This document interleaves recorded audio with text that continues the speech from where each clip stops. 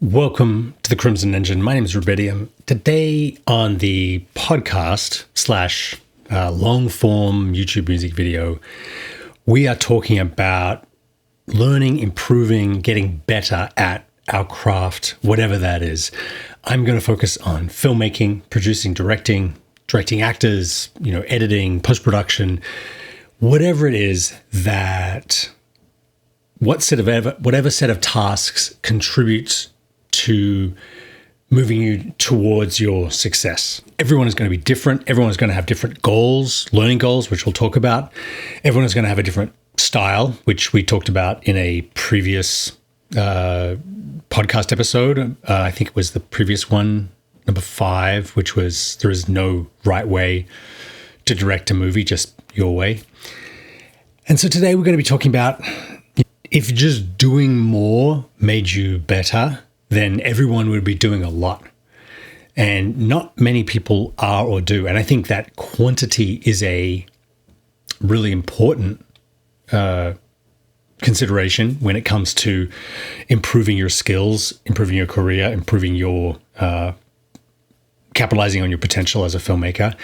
But it's not everything. There's a famous study that's bandied around a lot in painting, where they had two groups, the quantity group and the quality group, and they had the quality group produce 10 paintings that are as good as they could create, and they had the quantity group produce 50 paintings over the same amount of time, regardless of quality. So you had one group quantity, the other group quality. At the end of the experiment, it turned out that the people who'd done more paintings, who had the quantity group, actually had higher quality because they had more feedback. They had tried as much as they could to make as much as they could, but along the way, because they constantly saw the finished product, they got better. And I think there is a lot to gain from this. I don't know the details of the study. Obviously, if you're just aiming for quantity and you just get 50 blank canvases and put a dot on each one and then say they're unfinished, you're not going to improve your quality. But the fact remains that if you're obsessing about each project and you finish very few of them because you have to make them perfect, you don't get to learn as much because you never get to separate yourself and step back from what you're making and judge whether or not it was a success. And I think this is the classic film idea of, I've been working on my screenplay for 10 years, or I've been working on my short, I shot half of it, I want to reshoot it, and then 5 years later, I'm like, I've got 2 more scenes. This filmmakers, especially perfectionists, fall into this category, and they never finish the feedback loop. They never complete a project.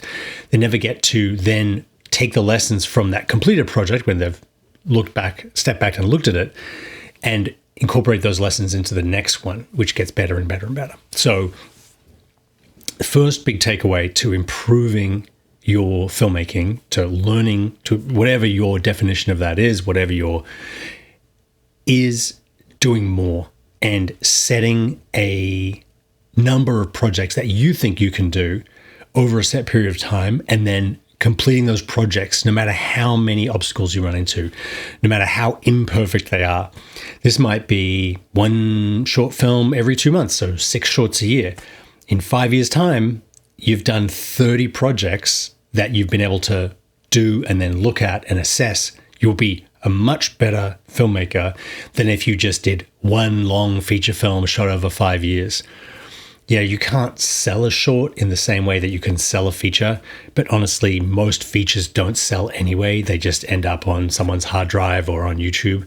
So you're better off taking the 30 shorts route, and you got a much better chance that one of them will hit. You find the one that hits, that gets interest, that goes viral, that people like, that someone sees, that gets interested in, and you then make a feature out of that, rather than hoping that your first feature idea is going to be the one that hits. See it in life first. Because another point is that It is very difficult to judge a project from its script. You would think so. You would think, oh, I'll read the script. A good script is going to translate into a good movie.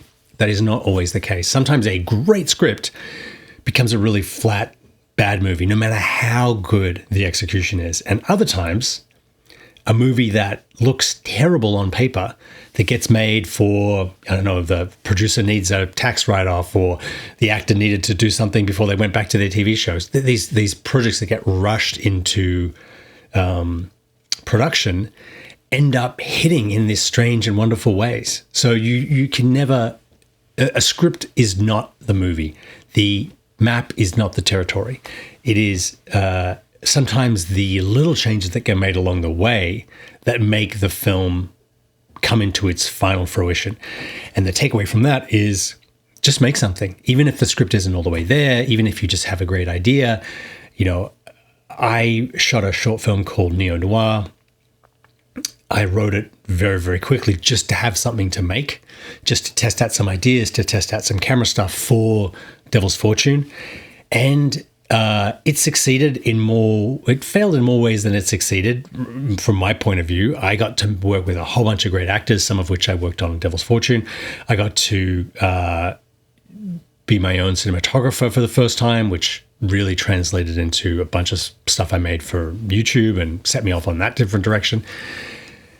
I learned about some locations that I was really excited to shoot in differently on different projects.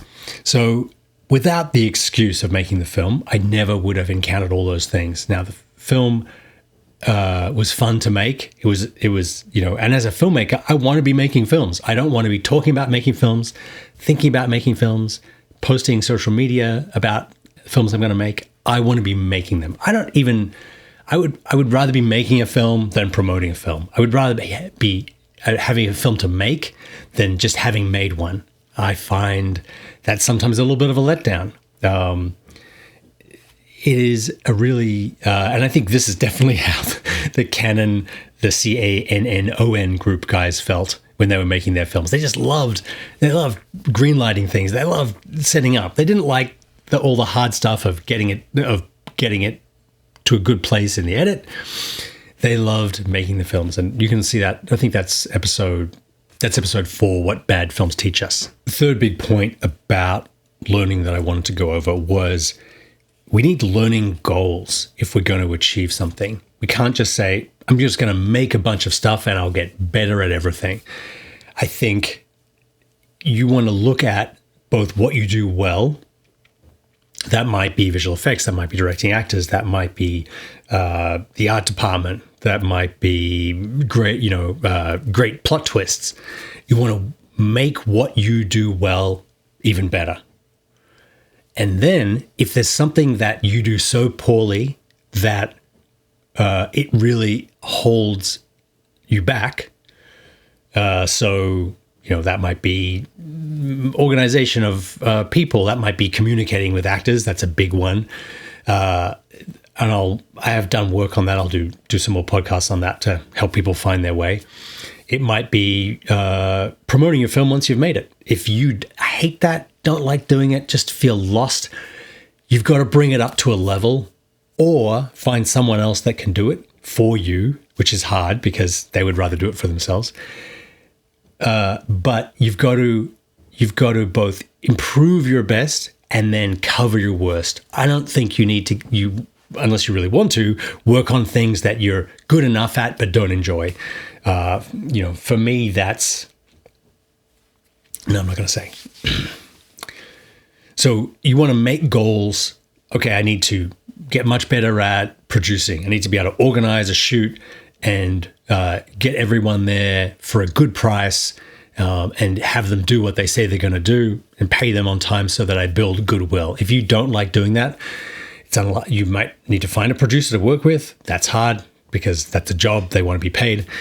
But if you don't do that well, set yourself the goal to do it well enough to give you the chance to do what you do really well and shine, and also practice the thing you do really well and make that better. Think of Wes Anderson and he's like weird, quirky, wonderful, symmetrical aesthetic. That's what people go to his movies to see. He wants to embellish that, work on it, discover it, find it. If that's your aesthetic, are you going to be known for that? Get better at it. If you're David Lynch, who, just passed away this week, very sadly, rest in peace. He was an amazing filmmaker, inspired millions and millions of filmmakers all over the world. He is so famous for his ambiguous, his subliminal, his surreal filmmaking. He really put mystery and drama and strangeness back into film that had been very on the surface for a long time. Mulholland Drive and Lost Highway and Blue Velvet, and even his Dune, I think, is fantastic. I watched them again and again. He was a big inspiration for me. And he didn't need to get better with the camera. He didn't need necessarily to direct actors better. He got to work with actors who were always going to bring their A game. And, like Kyle MacLachlan, knew exactly what he wanted. He just needed to find the right balance, and he did in his early films, between being as weird as he wanted to be and still not losing the audience or not making the audience walk out of the theater. That's quite a balancing act. It took him a couple of films to get there. And, he tried Dune. He tried He tried Dune. He tried the big blockbuster and didn't like it at all, didn't enjoy it. So he went back to his small, weird films. And then when Twin Peaks rolled around in the 90s and brought his wonderful brand of cinematic weirdness to people at home on the television screens, he was ready. He really had developed this huge, visual language and strangeness and backwards dancing little people. Just so many great moments.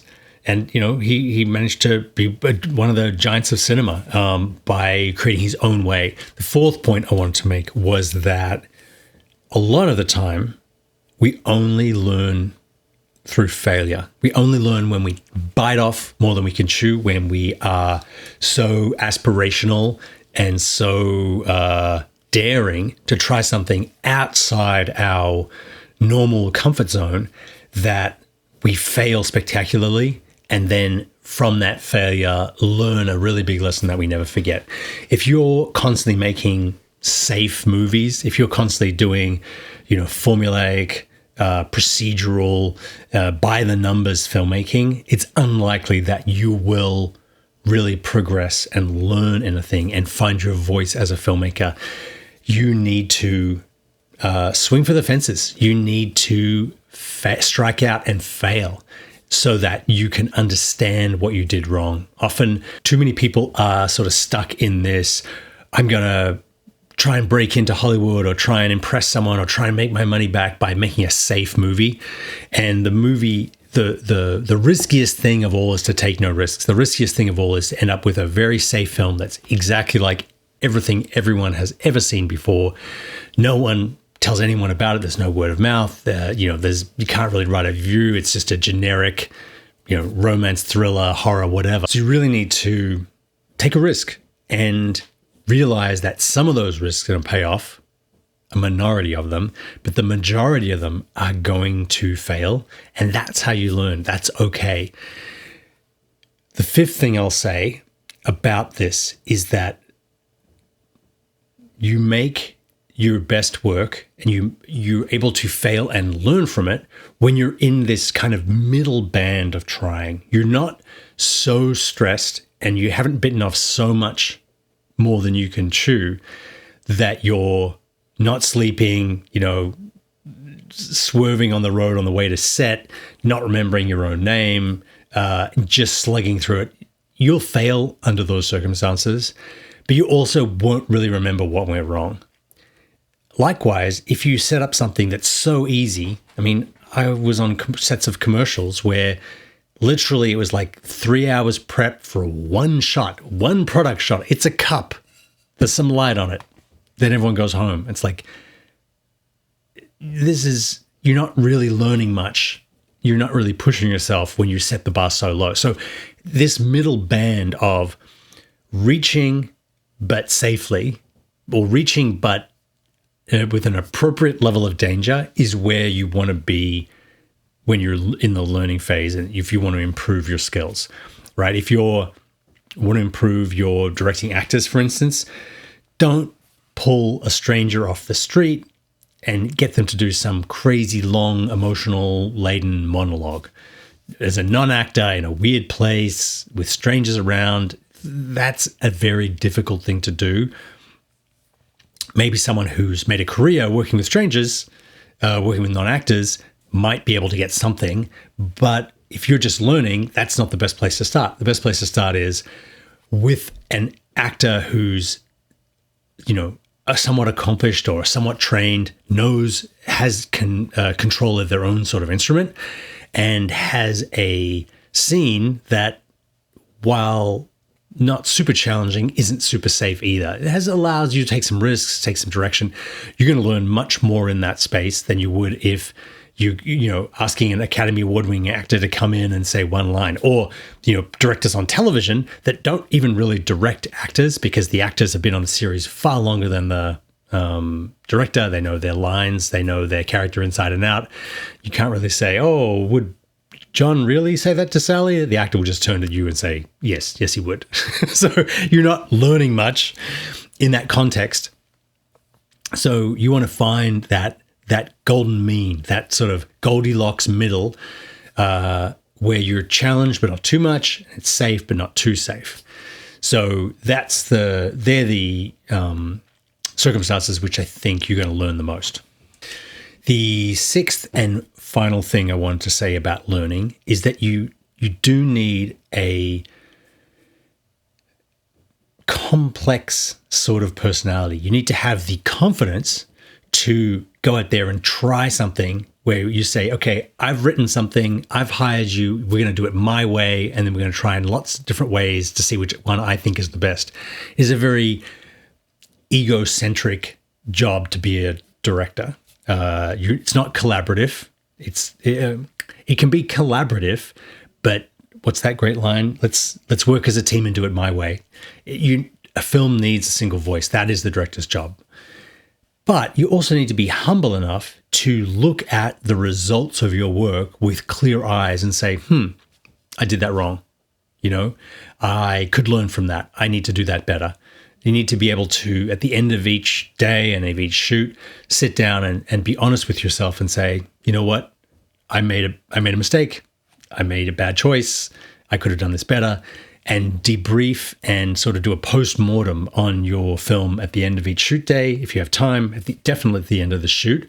And then when you've seen the film and have edited it all together and added all the effects and even had a screening, once you've had a little bit of distance, you need to sit down and say, look, this is what my hope was for the film. This is what it ended up as. And this is what I could have done better. This is what I'm happy with.